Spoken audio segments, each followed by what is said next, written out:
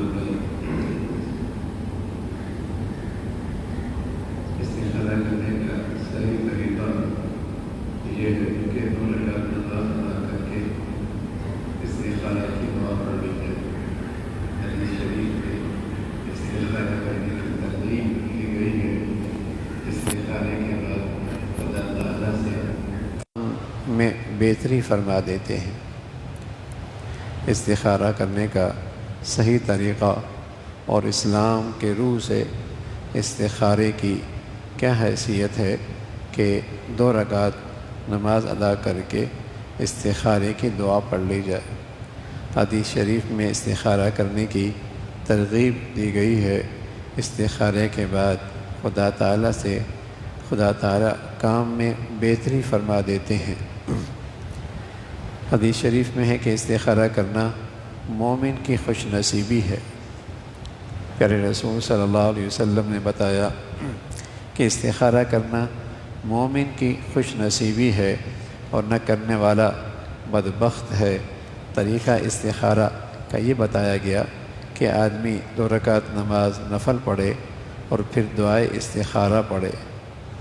نفل پڑھنے اور دعائے استخارہ کے بعد آدمی چاہے مثال کے طور پہ کوئی بھی چیز، مثلا کوئی مکان خریدنا چاہتا ہے یا کوئی اور کام، جائز کام کرنا چاہتا ہے اور پھر اس میں وہ استخارہ کرتا ہے، تو استخارے میں حقیقت میں آدمی اللہ تعالیٰ سے اس کام میں خیر طلب کرتا ہے۔ ناجائز کام کے لیے استخارہ نہیں ہوتا اور حرام کام کے لیے استخارہ نہیں ہوتا۔ جائز اور حلال کام کے لیے آدمی اپنے آپ کو مطمئن کرنے کے لیے اور اللہ تعالیٰ سے خیر مانگتا ہے اس کام میں، اس کے لیے استخارہ کرتا ہے۔ حق تعالیٰ سے خیر طلب کرنا اور اپنے معاملے کو اللہ کے سپرد کر دینا کہ اگر یہ بہتر ہو تو اللہ تعالیٰ آسان فرما دے، بہتر نہ ہو تو اللہ تعالیٰ اس کو مجھ سے دور کر دے اور مجھے اس کام سے دور کر دے۔ تو یہ گویا کہ آدمی استخارے میں اپنا معاملہ اللہ کے سپرد کر دیتا ہے کہ مجھے سمجھ میں نہیں آ رہی کہ آئندہ اس کا کیا نتیجہ آنے والا ہے اور آئندہ اس کام کا کیا ثمرہ ہے اور اس کام میں مشکلات ہیں یا آسانیاں ہیں، میں اپنے اللہ کے سپرد کرتا ہوں اور اللہ تعالیٰ سے اس معاملے میں مدد بھی مانگتا ہوں اور خیر بھی مانگتا ہوں کہ اللہ تعالیٰ اس کام میں خیر بھی عطا فرما دے اور اگر یہ بہتر ہے تو میرے لیے آسان کر دے اور اگر بہتر نہیں ہے تو یہ مجھے اس سے دور کر دے۔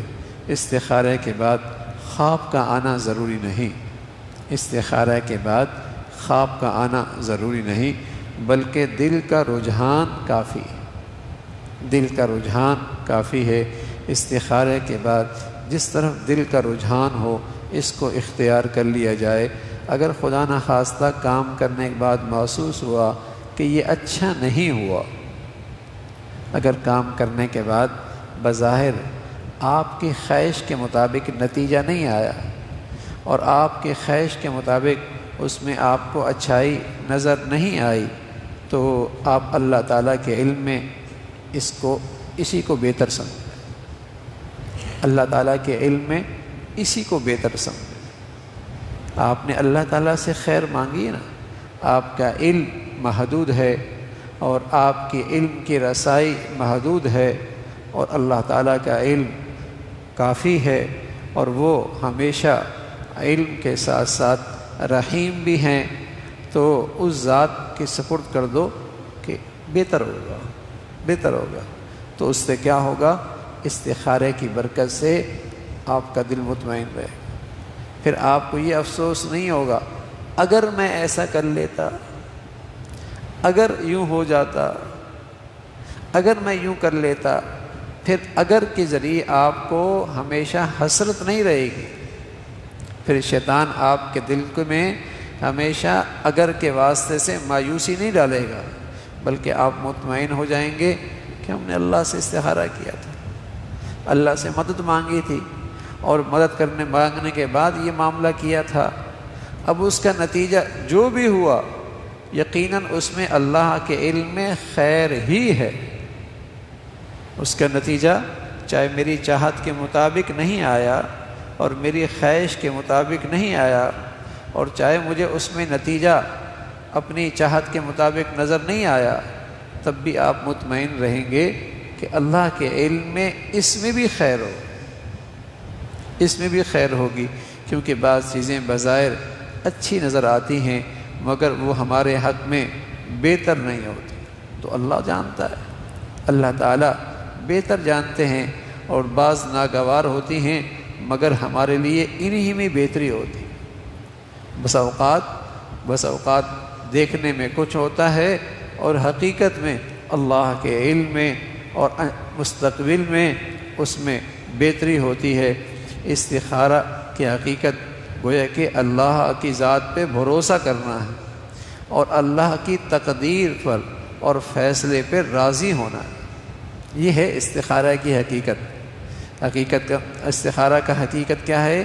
اللہ کے معاملہ پہ بھروسہ کرنا اور اپنے معاملے میں اللہ کے فیصلے پہ مطمئن ہونا، جو قضا ہے اور جو تقدیر ہے، جو اللہ نے چاہ لیا ہے، بس میں بھی اس پہ خوش ہوں، جو اللہ تعالیٰ نے چاہ لیا ہے اور جو اللہ تعالیٰ نے میرے لیے پسند فرما لیا ہے، میں بھی اس پہ راضی ہوں۔ ہاں، رضا بالقضاء، اللہ کے فیصلے پہ راضی رہنا، یہ ایمان والوں کی بہت بڑی خوبی ہے، اور اپنے معاملات میں اللہ کی ذات و صفات پہ بھروسہ کرنا، یہ ایمان والوں کی بہت بڑی خوبی ہے، کمال ایمان ہے کہ اللہ کے فیصلے پہ راضی رہنا۔ اور اس کا میٹھا پھل کیا ہے؟ اس کا میٹھا پھل یہ ہے کہ آدمی ہر وقت مطمئن رہتا، جو اللہ نے چاہا، جیسے اللہ تعالیٰ کی مرضی، جیسے اللہ تعالیٰ نے میرے حق میں فیصلہ فرما دیا۔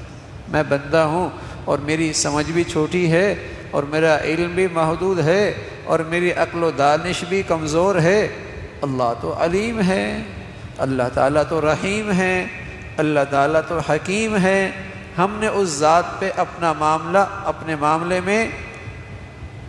معاملہ اس ذات کے سپرد کر دیا اور اس ذات کے حوالے کر دیا، جیسے اللہ چاہیں گے ہم اس پہ راضی ہیں۔ تو یہ زبردست خوبی ہے زندگی میں مطمئن رہنے کے لیے، اور زبردست جسے کہیں کہ نیکی ہے اللہ کی ذات پر بھروسہ کرنا۔